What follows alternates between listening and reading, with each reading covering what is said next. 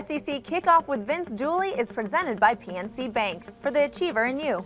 Achievement is always in control. Find out how you can get control of your finances at pncvirtualwallet.com.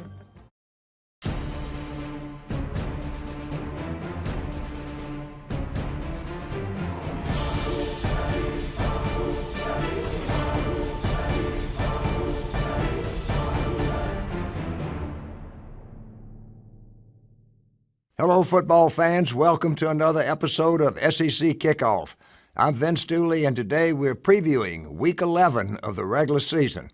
Boy, the season sure flies by. We've learned a lot last Saturday and have a few more big games on slate this week. Before we jump into Saturday's games, let's take a quick look back at the biggest game from Week 10. Well, it wasn't surprising that LSU played well, but it was surprising that they completely outplayed Alabama and that Mettenberger, who had made a lot of mistakes up until this point, had his greatest football game. But on the other hand, if you're going to be number one and you're going to stay that way, you've got to be able to survive those kind of football games. And to Alabama's credit, they did, and to A.J. McCarron's credit, who probably had his worst football game, that in the clutch, in the final drive, he took the team down and scored and won the football game, which is a great credit to Alabama and a very disappointing loss to LSU, who played extremely well. Well, A.J. McCarron, who'd had a rough time all during the second half, led an outstanding 2-minute drive to propel Alabama to victory. For today's Football 101 segment, I'd like to take a closer look at the final play of the game-winning drive. The Alabama coaching staff dialed up a screen pass at the perfect time against the LSU defense.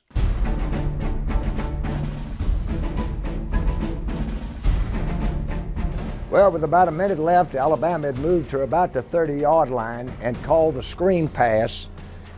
T.J. Yeldon in here as the backer came off real strong off the corner. He just brushed him. Came out here, A.J. McCarron dropped back, and the guard, which probably was the key play, popped the linebacker, then moved out and made that linebacker go inside. Otherwise, if he'd have taken a normal route, he may have been able to get Yeldon as he came down the field. On the other hand, the safety man missed the tackle. Yeldon is tough to tackle in the open field, and he went on in and scored. And that was the football game. This weekend, the Arkansas Razorbacks head to Columbia to take on the South Carolina Gamecocks. For our SEC Flashback this week, we jump back to the 2007 Arkansas-Carolina matchup. Arkansas's running back, Darren McFadden, put on a show that evening in Columbia, literally carrying the Hogs to a win with over 300 yards rushing.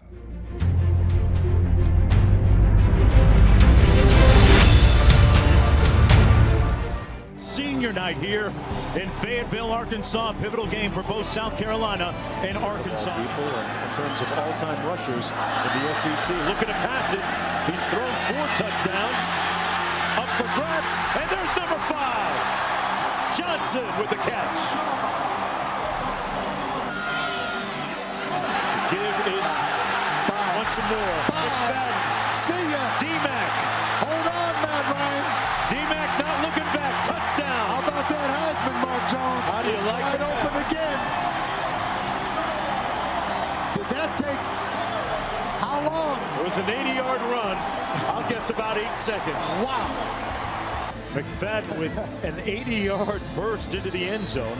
Now with a school record 274 yards rushing, Bob. On first down and 10. McFadden again. McFadden brought down after a gain of about 5 this time, Bob. Like you said, there are so many different outside influences as McFadden goes over 3 bills, 300 yards rushing on the night. Darren McFadden came out and said to the student body, he said, if you don't support our coach, you're not supporting us as a team. And across the board, these players, when they come in, great support for Houston Nutt. And you know what? That says a lot to me.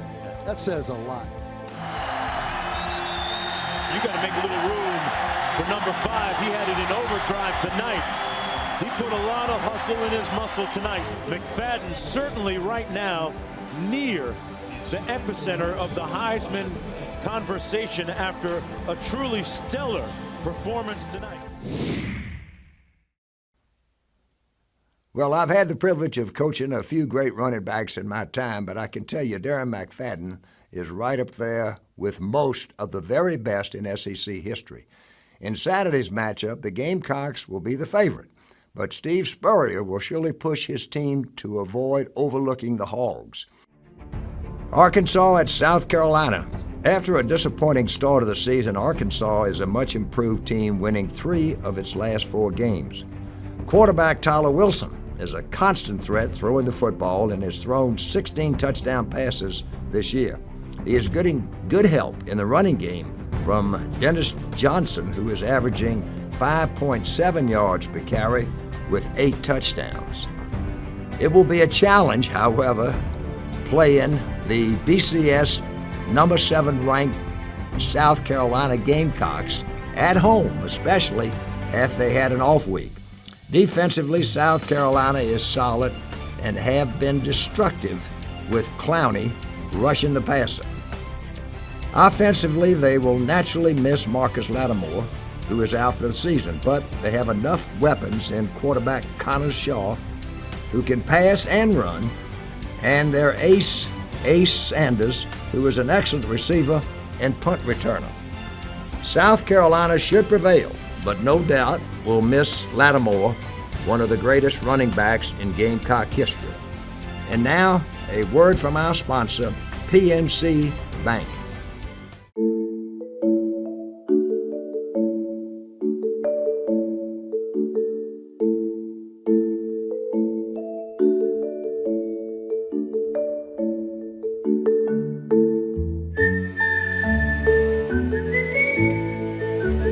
Virtual Wallet can help you be that person who's good with money.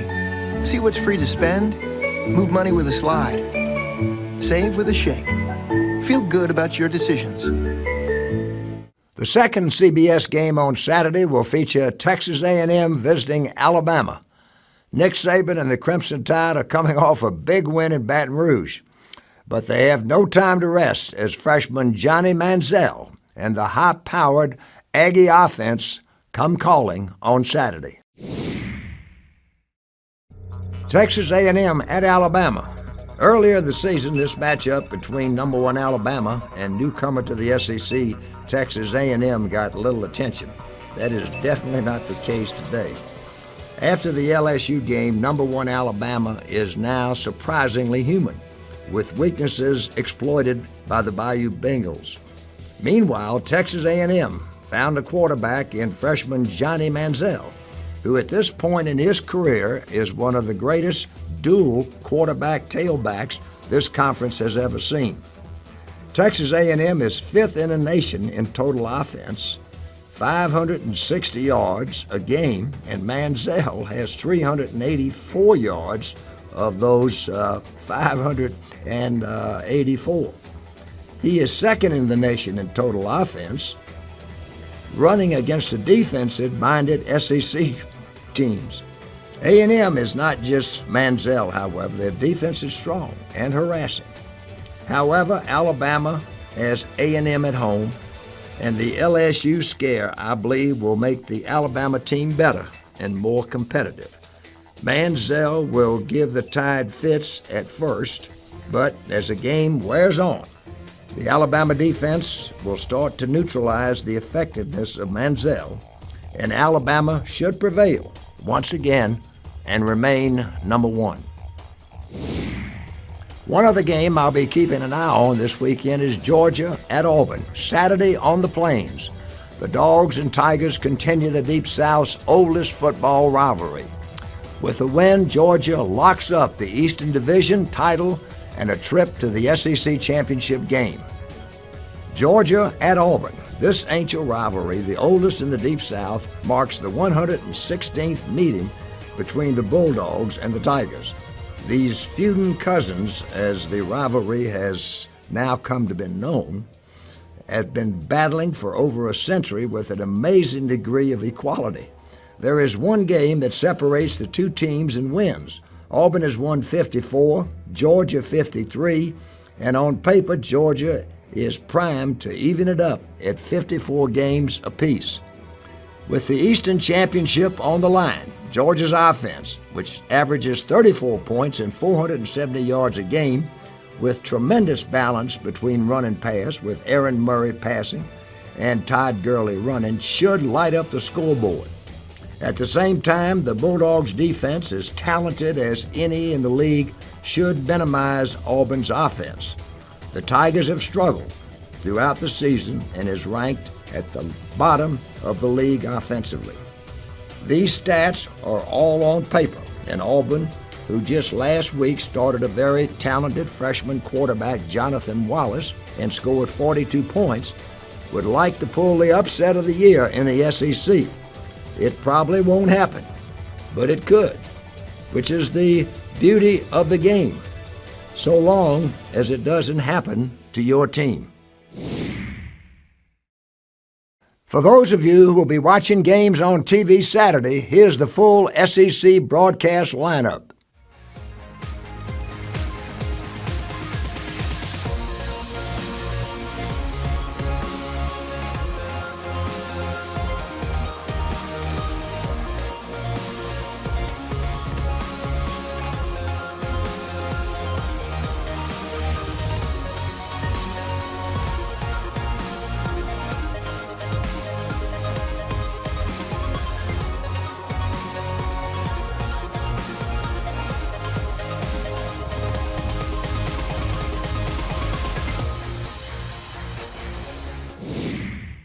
Well, fans, there we have it. Another episode of SEC Kickoff is in the books. Another college football weekend is upon us, and I hope you take time to enjoy it. We only have a few more left. I look forward to talking a little SEC football again with you next week. I'm Vince Dooley, and I'll see you next time on SEC Kickoff.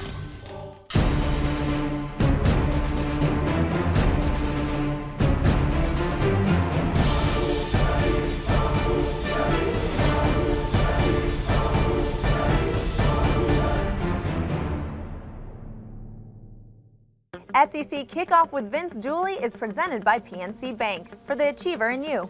Achievement is always in control. Find out how you can get control of your finances at pncvirtualwallet.com.